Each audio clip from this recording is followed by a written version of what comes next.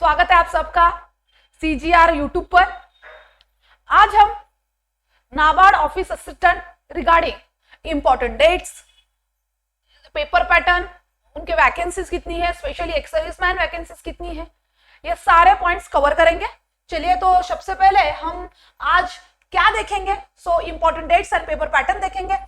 After that आप ex serviceman special vacancies कितनी है, आपके लिए स्पेशल वैकेंसी कितनी है और सैलरी कितनी रहेगी ये देखेंगे। और आगे हम एलिजिबिलिटी क्राइटेरिया देखेंगे और आपका एजुकेशनल एलिजिबिलिटी क्या होगा, आपकी एज एलिजिबिलिटी क्या होगा, ये सब कुछ इस वीडियो में हम आपको दिखाएंगे। सो वीडियो पूरा देखिएगा। सबसे पहले यहाँ पे आपकी जो पोस्ट होने वाली है वो ग्रुप सी वाली पोस्ट होने वाली है। Okay, office assistant attendant NABARD. Okay, so national bank of agriculture and rural development. So देखिए, आपकी जो online form filling, online exam, सब कुछ ऑनलाइन ही है यहाँ पे। So important dates between 2 October to 21 October. So आपकी फॉर्म ओपनिंग जो है, एप्लीकेशन रजिस्ट्रेशन जो होगा वो 2 अक्टूबर से शुरू होने वाला है, माने स्टार्ट होने वाला है, और वो 21 अक्टूबर को खत्म होगा। ओके, सो 21 अक्टूबर को आपकी फॉर्म फिलिंग फिनिश हो जाएगी, मतलब डेट जो है वो एंड हो जाएगी। तो इसके बीच में आपको आपका फॉर्म फिल करना है। नेक्स्ट, आपका जो एग्जामिनेशन है उसकी उन्होंने एक्यूरेट डेट दी है। ओके, प्रॉपर डेट मेंशन की है, तो आपको पता है कि आपके पास कितना टाइम है, उसी टाइम में आपको प्रिपरेशन करना है। आपके सामने एग्जैक्ट एग्जाम डेट है 21 नवंबर। ओके, सो आपको अभी आपका स्टडी प्लान कैसे बनाना है, कैसे करना है, आपको देखना पड़ेगा। इस टाइम में आपको आपका स्टडी प्लान बिठाना पड़ेगा। ओके, हम भी कोशिश करेंगे कि आपका एक स्टडी प्लान लेके आए। इन दिनों में आप कैसे आपकी तैयारी कर सकते हो फॉर ऑफिस अटेंडेंट। ओके, चलिए, तो NABARD reserves the right to make change in date of examination. Online examination would be conducted on weekend or weekday. So exam जो है NABARD बताएगा अगर कुछ चेंजेस होते हैं उनके साइट पे, लेकिन हमारे पास तो एक डेट है, इसको ही एग्जैक्ट डेट मान के चलिए। ऐसा नहीं कि यहाँ पे उन्होंने एक नोट दिया है तो चेंज करेंगे ही नहीं, आपको ये डेट समझ के ही चलना होगा। और ये जो है वो चेंज कर सकते हैं, कुछ प्रॉब्लम्स आती है, कुछ इलेक्शन वगैरह कुछ होता है तो ये कुछ इसमें चेंज होता है, लेकिन ज्यादा चेंज नहीं होता। सो आपको 21 नवंबर तो याद रख के ही आगे चलना होगा। ओके, लेकिन उन्होंने ये मेंशन किया है कि NABARD इसमें चेंज कर सकता है। ओके, सो यहाँ पे अगर आप देखते हो तो टोटल नंबर ऑफ वैकेंसीज में एक्स सर्विसमैन का जो रिजर्वेशन है वो 24.5 24.5। ओके, 24.5 रिजर्वेशन रहेगा फॉर एक्स सर्विसमैन। ओके, और आगे जो डिसेबल्ड एक्स सर्विसमैन है उनके लिए 4.5% का रिजर्वेशन रहेगा। ओके, सो ये याद रखना, उसमें कैटेगरी भी है। So with respect to categories आपको याद रखना है। State wise vacancies, remark for vacancies, category wise आपको याद रखना होगा। आगे नोट दिया है, candidate who are released or retired from arm forces who are likely to release on or before 1 October 2025। तो अगर आप 1 अक्टूबर 2025 तक, मतलब उससे पहले भी आप अगर अभी तक रिटायर नहीं हुए, लेकिन इस डेट से पहले आप रिटायर होने वाले हो, तो भी आप यहाँ पर एलिजिबल हो। ओके, आप eligible to apply under this recruitment. So अगर आप 1 अक्टूबर 25 तक रिटायर होते हो तो भी आप ये फॉर्म फिल कर सकते हो। और इस रिगार्डिंग सारे जो आपका रिलीज लेटर होगा, ये सारे जो डॉक्यूमेंट होते हैं वो आपको ज्वाइनिंग के वक्त आपको वहां पे देने होते हैं। डीवी जब भी होता है आपका डॉक्यूमेंट वेरिफिकेशन, जब आपकी ज्वाइनिंग होती है तभी आप ये सारे आपके रिलीज लेटर वगैरह वहां पे जमा करोगे। ओके, सो अगर अभी तक रिटायर नहीं हुए लेकिन रिटायर होने वाले हो तो भी आप एलिजिबल हो, बिंदास फॉर्म फिल कीजिए। ठीक है, चलेगा, ये हो गया। आगे देखेंगे एक्स सर्विसमैन। सो ज्यादा हमारे पास क्वेश्चन यही आते हैं कि मैम हम फॉर्म फिल कर सकते हैं क्या, मेरी एज ए है तो इसको कैसे डिडक्ट करें, और मैं एलिजिबल हूं, यही क्वेश्चन बहुत ज्यादा आते हैं। हमारे वीडियो के नीचे भी कमेंट्स यही ज्यादा आते हैं। सो देखिए, यहाँ पे मैं आपको क्लियरली बता देती हूँ, इसलिए स्पेशली ये एक कॉलम मैंने ऐड किया है।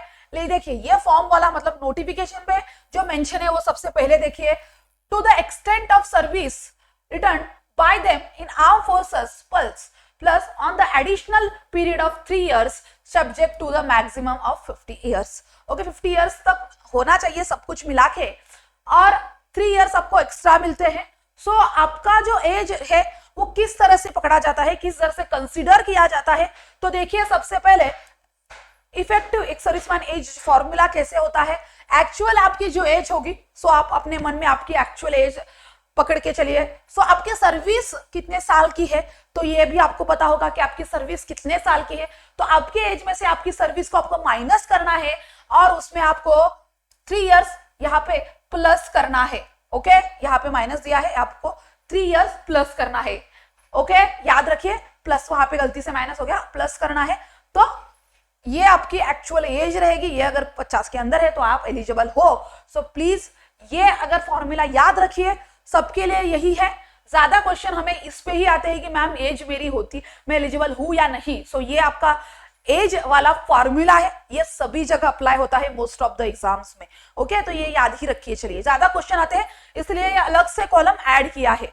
ओके सो आगे आपकी एलिजिबिलिटी क्राइटेरिया क्या होगा, आपका एजुकेशनल क्वालिफिकेशन क्या होना चाहिए। सबसे पहले तो आप एसएससी माने 10th स्टैंडर्ड पास होने चाहिए। ओके आपका 10th स्टैंडर्ड कंप्लीट होना चाहिए, कहीं से भी स्टेट बोर्ड, रीजनल ऑफिस या आप यूनियन टेरिटरी से पास हो चलेगा, कोई बात नहीं।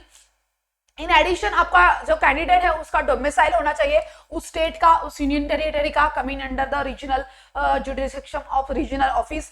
सो आपको जो डोमिसाइल होता है, ओके सो डोमिसाइल होना चाहिए कि आप वहां से रहते हो, कौन से आप जुडिक्शन से होते हो, रीजनल से होते हो, रीजनल ऑफिस से होते हो, उसके लिए आपका एक डोमिसाइल होता है। वो डोमिसाइल आपको मतलब होता ही है सबके पास। आगे आपको अंडर ग्रेजुएट एज ऑन, आप अंडर ग्रेजुएट होने चाहिए 1/10 ओके 1 अक्टूबर 2 मतलब देखिए आप यहाँ पे देख सकते हो 1 अक्टूबर इन 2024 तक आप अंडर ग्रेजुएट होने चाहिए। Candidates processing graduation and higher qualification are not eligible. अगर आप अभी तक प्रोसेसिंग परस्यू कर रहे हो तो आप एलिजिबल नहीं हो, ये उन्होंने प्रॉपरली यहाँ पे मेंशन किया है। आपको एक सेल्फ डिक्लेरेशन भी वहां पे फॉर्म फिलिंग के वक्त ऐड करना होगा।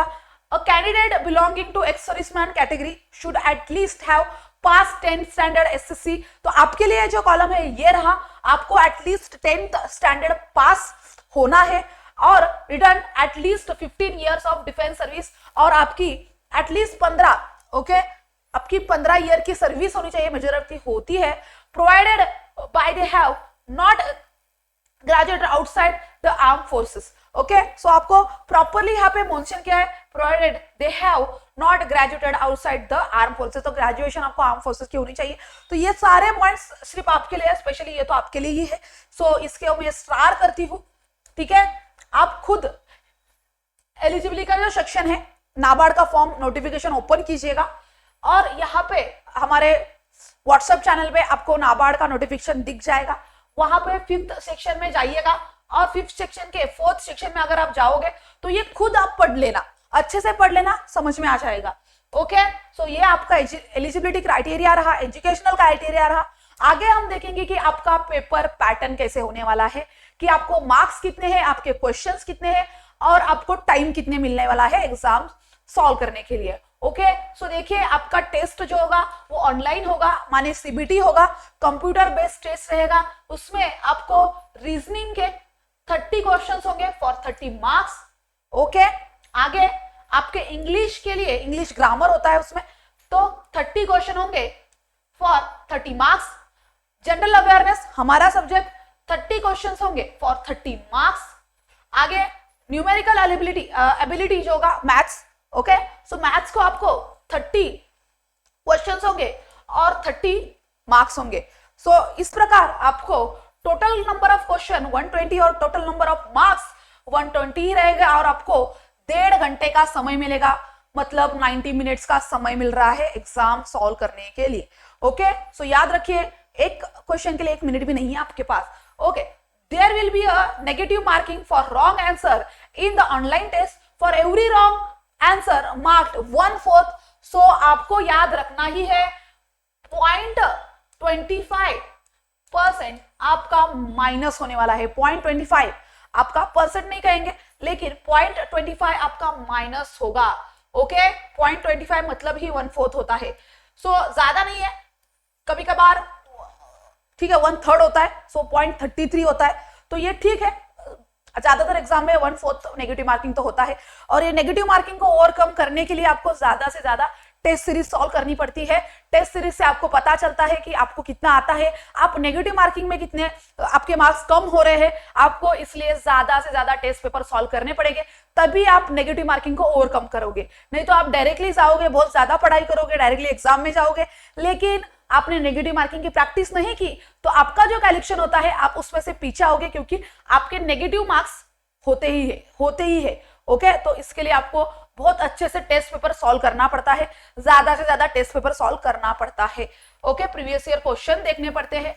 आगे लैंग्वेज प्रोफिशिएंसी टेस्ट, लेकिन ये पूरी तरह से आपके लिए क्वालिफाइंग इन नेचर है, लेकिन आपको ये क्वालिफाई करना ही है। अगर आप ये क्वालिफाई नहीं करते तो आप डिस्क्वालीफाई हो जाते हो पूरी तरह से। Candidate what not qualify passing the language proficiency test will be disqualified. Okay, so आपको आपकी जो रीजनल लैंग्वेज में आपने अप्लाई किया है, okay, candidate has applied the online form, आपको वहां पे ही आपकी रीजनल लैंग्वेज जो है चूज करनी पड़ती है, और उसी रीजनल लैंग्वेज में आपकी टेस्ट होती है, आपकी लैंग्वेज प्रोफिशिएंसी टेस्ट होती है, लेकिन आपको उसको क्वालिफाई करना पड़ता है। अगर आप क्वालिफाई नहीं करते तो आप वहां पे डिस्क्वालीफाई हो जाते हो। ये जो लैंग्वेज प्रोफिशिएंसी टेस्ट है, इसके बारे में एक डिटेल वीडियो में लेके आऊंगी, मतलब छोटा वीडियो होगा, लेकिन इसके लिए हमें एक छोटा सा वीडियो लगेगा, मुझे लगता है ऐसे। Okay, so is the mandatory no exception of any sort of will giving in candidate for appearing in language proficiency test which will be the conducted at the respective offices. Okay, तो offices में होगी, लेकिन इसके बारे में हम detail में एक वीडियो में देखेंगे। लेकिन आपको ये, आपने जिस लैंग्वेज किया या जिस स्टेट में अप्लाई किया है उस लैंग्वेज आपको आनी चाहिए, उसमें आप क्वालिफाई होने चाहिए। ओके, और ये टेस्ट होती है, लेकिन इसके कोई मार्क्स आपके एग्जाम में ऐड नहीं किए जाते, आपके कट ऑफ में इसके मार्क्स ऐड नहीं होने वाले, लेकिन आपको ये क्वालिफाई तो करना ही होता है। ओके, सो आपका जो पे स्केल होगा ओवरऑल, देखिए अप्रॉक्स आपको 35,000 तो मिलेंगे स्टार्टेड में। ओके, और ये बढ़ते बढ़ते जाते हैं। At present initially monthly gross allotment approximately 35, इसमें सब देखिए डियरनेस अलाउंस हो गया, लोकल कंपल्स अलाउंस हो गया, हाउस रेंट अलाउंस हो गया, एंड ग्रेड अलाउंस हो गया as per the rules in before time to time, तो ये चेंज होते हैं। सो अच्छी खासी पेमेंट आती है। ठीक है, पेमेंट का ज्यादा मत सोचिए, सबसे पहले आपको एग्जाम क्लियर करना है, नाबार्ड है, सेंट्रल है, तो पेमेंट तो अच्छा होगा ही और काम भी अच्छा होगा। ठीक है, सो जैसे कि मैंने कहा नेगेटिव मार्किंग है, और आपको हमेशा जिस टेस्ट के लिए आप या जिस एग्जाम के लिए आप प्रिपेयर कर रहे हो, प्रिपरेशन आपकी कर रहे हो, तो उसके लिए आपको उसी रिगार्डिंग अच्छे से तैयारी करनी होती है। ऐसे नहीं कि आप सारे एग्जाम के लिए तैयारी कर रहे हो तो आप एक टेस्ट सीरीज सॉल्व करोगे, ऐसा नहीं होता। आपको प्रॉपरली टेस्ट सीरीज सॉल्व करनी पड़ती है, और उसी के लिए हम एक टेस्ट सीरीज लेके आए हैं, मेगा पैक। ओके, सो ये मेगा पैक में अगर आप देखोगे तो हम 40,000 प्लस मॉक टेस्ट दे रहे हैं। जितना सॉल्व करोगे उतनी आप प्रैक्टिस आपकी बढ़ती जाएगी, और उसके आपके मार्क्स बढ़ते जाएंगे। उसमें ऑल गवर्नमेंट एग्जाम कवर्ड है, उसमें आप बैंकिंग ऑलमोस्ट ज्यादा क्वेश्चन आपको बैंकिंग के दिखेंगे, एसएससी, रेलवे, स्टेट एग्जाम। आपकी वैलिडिटी जो है 365, मतलब पूरे साल इसकी वैलिडिटी है। यहाँ पर भी आप उसके सारे डिटेल्स देख सकते हो। 40,000 प्लस मॉक टेस्ट आपको देखने मिलेंगे, सब एग्जाम्स कवर होंगे। बैंकिंग आपको देख सकते हैं, रेलवे आप देख सकते हो, स्टेट गवर्नमेंट एग्जाम है।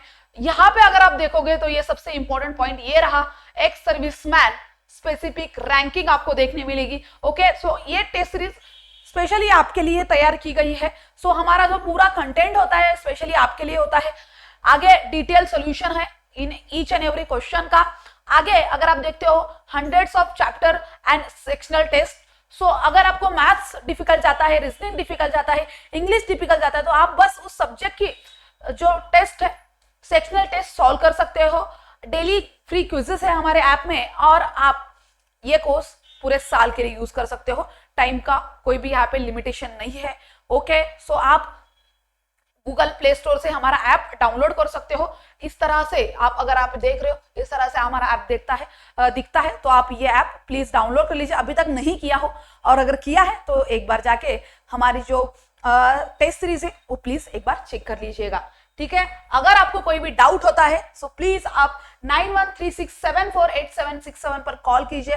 कोई भी आपका डाउट हो तो 10 से 6 के बीच में आप कॉल कर सकते हो, आपका कोई भी क्वेरी हो, demo class regarding, mock test regarding, कोई भी क्वेरी हो, आप हमें कनेक्ट हो सकते हो, कांटेक्ट कर सकते हो। अगर आपको इंस्टेंटली रिप्लाई चाहिए तो नीचे इस वीडियो के नीचे भी कमेंट कर रही है, इसके वीडियो के नीचे भी कमेंट्स जो आते हैं, जेन्युइन कमेंट्स होते हैं, उसको भी हम रिप्लाई करते हैं, उनको रिप्लाई देते हैं। ओके, सो ज्यादा से ज्यादा आपके एक सर्विसमैन भाइयों के साथ ये हमारा वीडियो शेयर कीजिए। आई होप इंफॉर्मेशन अच्छी लगी हो, समझ में आई हो। अगर कोई डाउट है प्लीज आप मुझे वीडियो के नीचे कमेंट में पूछ सकते हो। Thank you so much.